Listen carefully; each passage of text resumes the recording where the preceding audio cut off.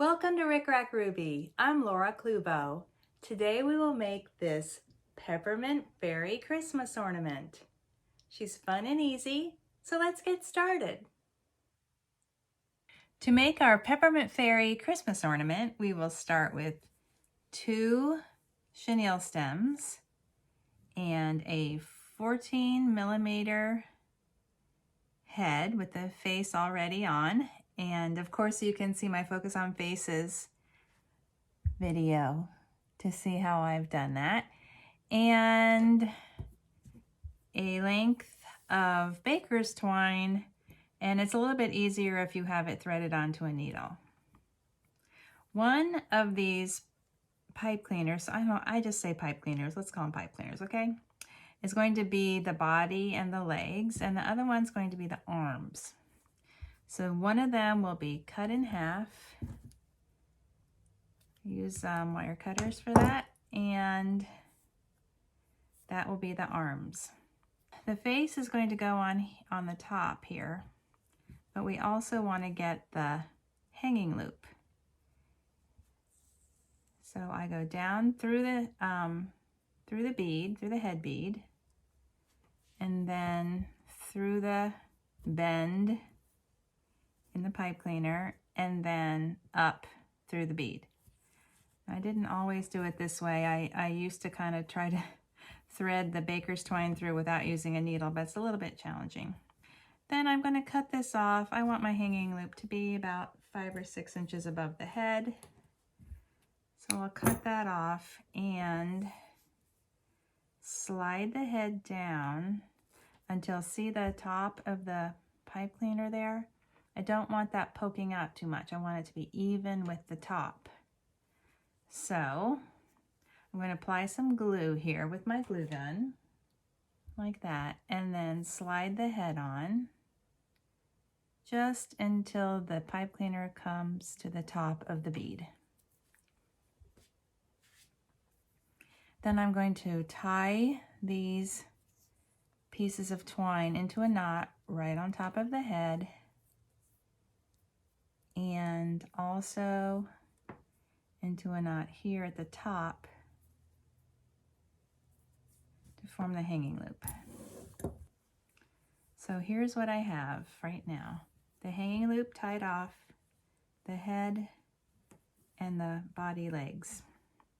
Now for the arms, I'm going to fold the half of the chenille stem in half, and this little bend, the V, is going to go underneath her chin like this. And then I'm going to twist this about 3 or 4 times to securely hold the arm piece like this. There, that's easy to see, right? So now we have a little head and a body. Now later on we're going to create hands and feet, but for now we're going to dress her. So I'm going to need about 1 yard of baker's twine. 1 yard is plenty, but you don't want to short yourself on this step. And then 2 pieces of 6-inch tulle, which I've already cut to 15 inches long each. Now to form her dress, I'm going to fold this tulle in half and place it diagonally over her shoulder, nice and tight, right up close to the neck. This is kind of like, like a pageant ribbon that goes diagonally. Keep that out of the way. Keep these ends together and diagonally, okay? So we've got the 2 arms, we have the little bodice, and then we have the 2 legs. And now I'm going to tie that off with my baker's twine. I'm going to tie it off nice and tight. First, I'm going to be sure that I start with this baker's twine about twice as long as the body. So I'm going to set that there, and then I'm going to wrap this 6 times. You can do 5, you can do 7. and I'm pulling it fairly tightly. What I want is enough wrap so that you can kind of see that little waistband. If I only wrap it once or twice, it kind of disappears. Then I'm taking the first half of the twine and knotting it very securely, nice and tight. I want this to be sort of under one of her, oh no, I don't want to say that. I was going to say under her armpit, but off to the side of her bodice. And then I'm tying a little bow.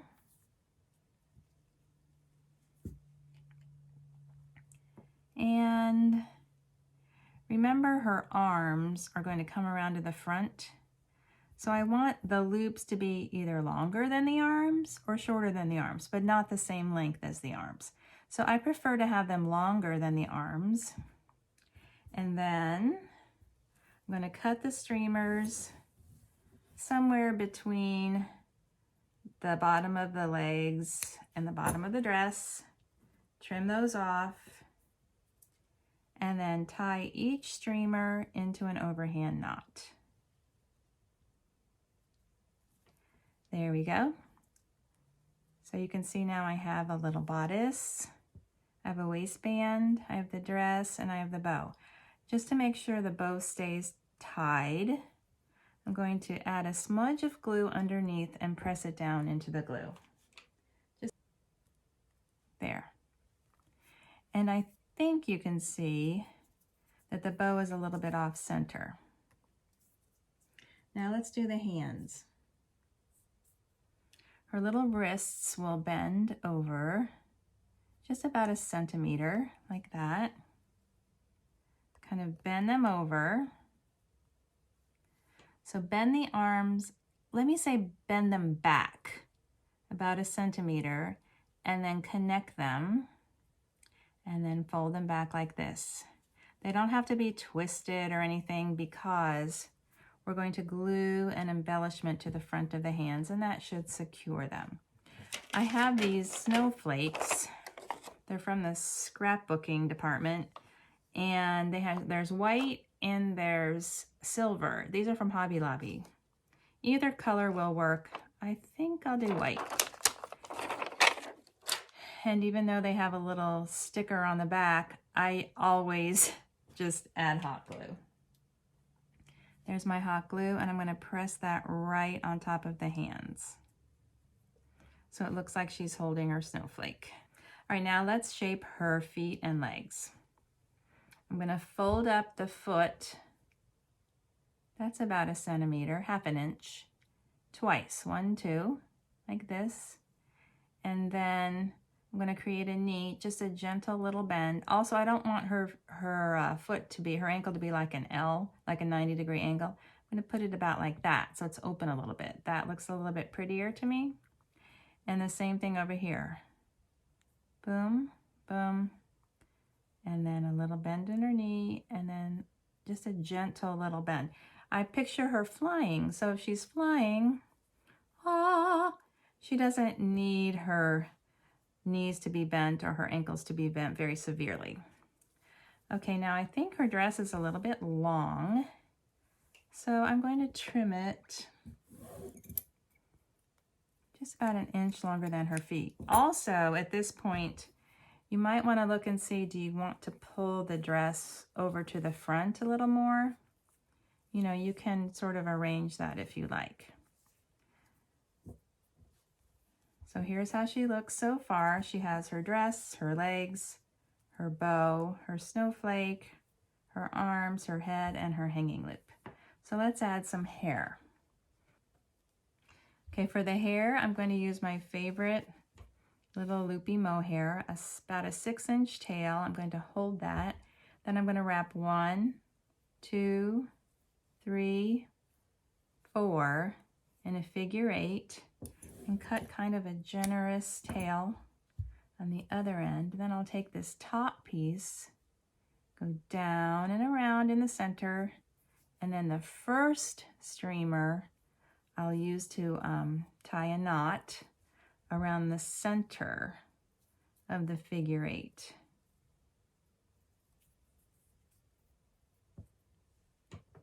That's nice and secure. And then I'll cut it off pretty close to the center. I don't want to cut too close to the center because I don't want to risk cutting the center loop. Can you see that okay? Now I do have a video called something like Ruby's hair technique or something like that.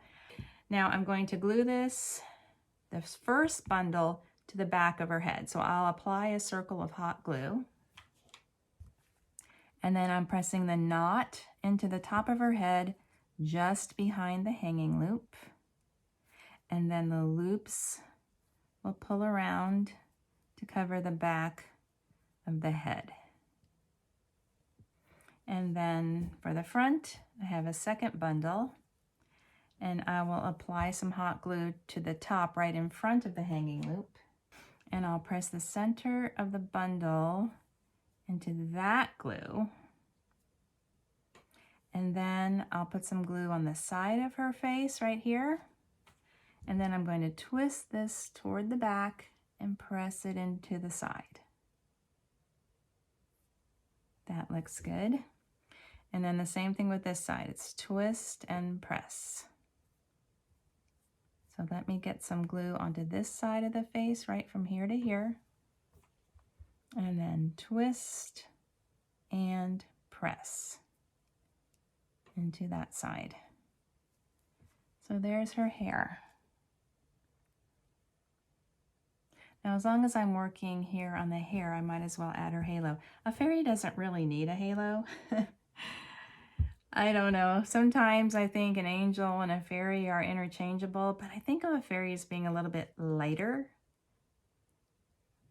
And I don't think technically that she needs a halo, but since it's Christmas and it's Christmas ornament, we'll give her a halo. So this is a little bit less than 2 inches of wire. It's 20 gauge gold wire.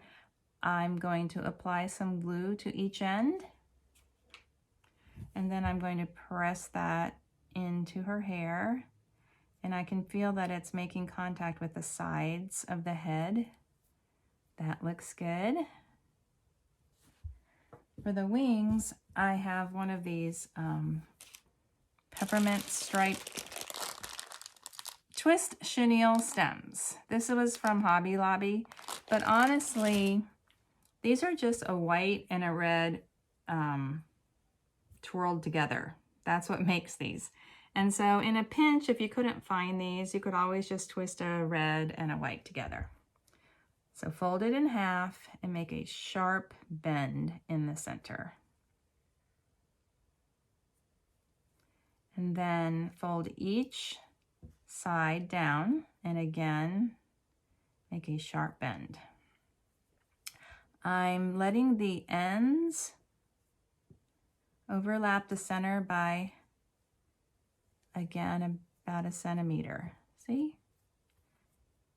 Okay, so then I'm just going to fold those around. And this side that has these sort of wires exposed, that's the side that's going to be glued to her back. But first, let's open these up into a little wing shape. They don't have to be identical. It doesn't have to be perfect. They don't have to be symmetric. That looks good. I'm going to apply some glue right here. And I'm going to press this into the back of her head. The base of her neck, I would say. And remember, the side that has the ends of the wires goes against the head. Let's see. She looks pretty good. I'm going to say she's done. Now, I did one also. I couldn't resist these purple and blue pipe cleaners, so I made a purple one. Of course, for my granddaughter Violet. It's made exactly the same way, except I used the twisted pipe cleaners for the whole thing. I didn't use different. I just thought those were so cute. These were from Joann Fabrics. Thank you for watching my tutorial. If you're enjoying my videos, please like, share, and subscribe.